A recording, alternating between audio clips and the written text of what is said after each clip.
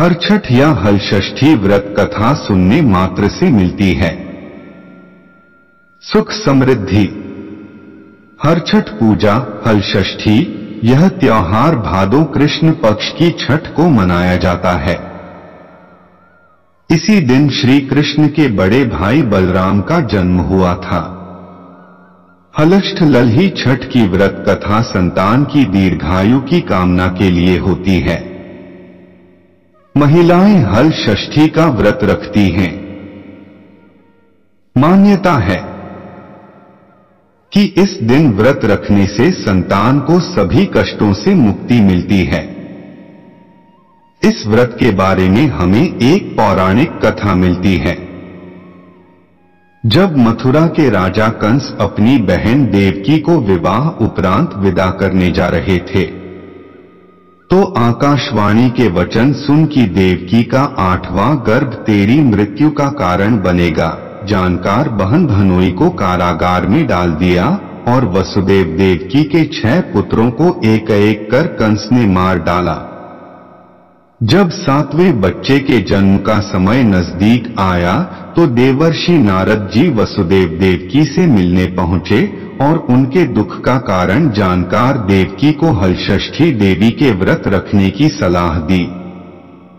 देवकी ने नारद जी से हलषष्ठी व्रत की महिमा व कथा पूछी तो नारद ने पुरातन कथा कहना प्रारंभ किया कि चंद्रव्रत नाम का एक राजा हुआ जिनको एक ही पुत्र था।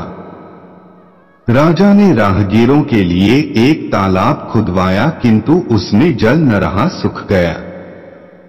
राहगीर उस रास्ते गुजरते और सूखे तालाब को देखकर राजा को गाली देते थे। इस खबर को सुनकर राजा दुखित हुआ कि मैंने तालाब खुदवाया, मेरा धन व धर्म दोनों ही व्यर्थ गया। उसी रोज रात राजा को स्वप्न में वरुण देव ने दर्शन देकर कहा कि यदि तुम अपने पुत्र का बलि तालाब में दोगे तो जल भर जाएगा। सुबह राजा ने स्वप्न में कही बात दरबार में सुनाया और कहा कि मेरा धन व धर्म भले ही व्यर्थ हो जाए पर मैं अपने पुत्र का बलि नहीं दूंगा। यह बात लोगों से होता हुआ राजकुमार तक पहुंचा तो वह सोचने लगा कि यदि मेरी बलि से तालाब में पानी आ जाए तो लोगों का भला होगा। यह सोचकर राजकुमार अपनी बलि देने तालाब में बैठ गया। अब वह तालाब पानी से लबालब भर गया। जल के जीव जंतुओं से तालाब परिपूर्ण हो गया। एकलौते पुत्र के बलि हो जाने से राजा दुखी होकर वन को चला गया। वहां 5 स्त्रियां व्रत कर रही थी, जिसे देखकर राजा ने कौन सा व्रत और क्यों कर रही हो पूछने पर स्त्रियों ने हलषष्ठी व्रत की संपूर्ण विधि विधान बतलाई। उसे सुनकर राजा वापस नगर को गया और अपनी रानी के साथ उस व्रत को किया। व्रत के प्रभाव से राजपुत्र तालाब से जीवित बाहर निकल आया। राजा परिवार सहित हलषष्ठी माता के जयकार कर सुखपूर्वक निवास करने लगा।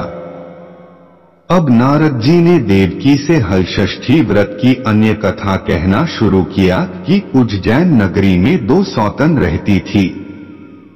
एक का नाम रेवती तथा दूसरी का नाम मानवती। रेवती को कोई संतान न था, जबकि मानवती के 2 पुत्र थे।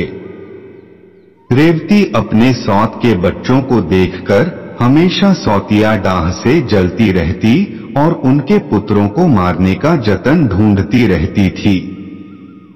एक दिन उन्होंने मानवती को बुलाकर कहा कि भन आज तुम्हारे मायके से कुछ राहगीर मुझसे मिले थे। उन्होंने बताया कि तुम्हारे पिताजी बहुत बीमार है और वह तुम्हें देखना चाहता है। पिता की बीमारी को सुनकर मानवती दुखी हुई। रेवती कहने लगी कि बहन तुम शीघ्र अपने पिता से मिलने चली जा, तुम्हारे आने तक मैं बच्चों का ध्यान रखूंगी। सौत के बात को सच मान और अपने पुत्रों को रेवती के हाथों सुरक्षित देकर मानवती पिता से मिलने मायके चली गई। अब रेवती बच्चों को मारने का अच्छा मौका जानकर उन दोनों बच्चों को मारकर जंगल में फेंक आई। इधर मानवती जब मायके पहुंची तो पिता को स्वस्थ देखकर पिता से अपनी सौत की कही बातों को कह कुशलक्षेम पूछती है। अब मानवती के माता पिता ने अनहोनी के संदेह से पुत्री को जाने को कहती है, किंतु मानवती के माता ने कहा कि पुत्री आज हलषष्ठी माता का व्रत का दिन है, अत तुम भी पुत्रों की दीर्घायु की कामना से यह व्रत कर आज के जगह कल चली जाना। माता की सलाह मान मानवती पुत्रों की स्वास्थ्य कामना से हलषष्ठी माता का व्रत धारण कर दूसरे दिन अपने घर जाने को निकली। रास्ते में वही जंगल पड़ा और वहां अपने बच्चों को खेलते देख उनसे पूछती है कि तुम लोग यहां कैसे पहुंचे।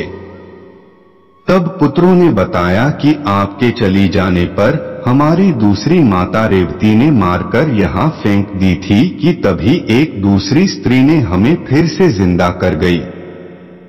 अब मानवती को समझते देर न लगी कि यह सब माता हलषष्ठी की कृपा से संभव है, और माता की जयकार करती हुई घर को गई। नगर में मानवती के पुत्रों को पुनः जीवित देख और माता हलषष्ठी की महिमा जान सभी स्त्रियां हलषष्ठी व्रत करने लगी।